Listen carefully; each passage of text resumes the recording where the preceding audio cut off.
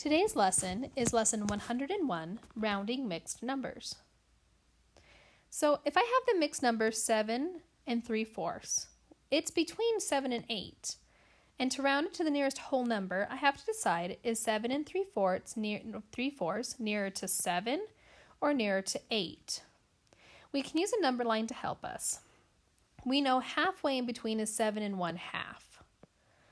And I know that 7 and 3/4 is in between 7 and 1/2 and 8. So if I'm going to round it through the nearest number, I would round 7 and 3/4 up to 8.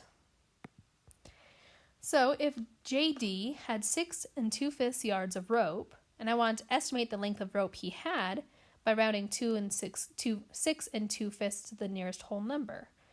So I need to think 2/5 is between 6 and 7. Okay. I need to decide if it's nearer to 6 or nearer to 7. Well, I know the halfway mark is 6.5. Now the numerator 2/5 is less than half of the denominator. That means that 6 2/5 is going to be closer to 6 instead of 7. So if I was going to round this, I would round this to 6 yards.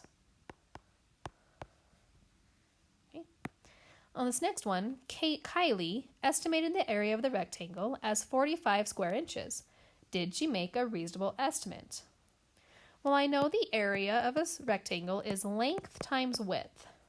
And then I'm going to round these two numbers. 8 7/8 is really close to 9. So I'm going to round that up to 9 inches. 5 1/4 is going to be closer to 5 inches because 1/4 is smaller than 1/2.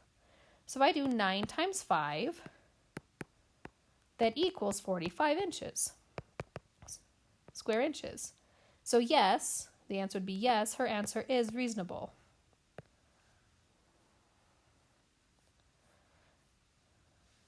On this next one, it says, estimate the perimeter of a rectangular picture frame that is 15 1/8 inches long and 10 3/4 inches wide.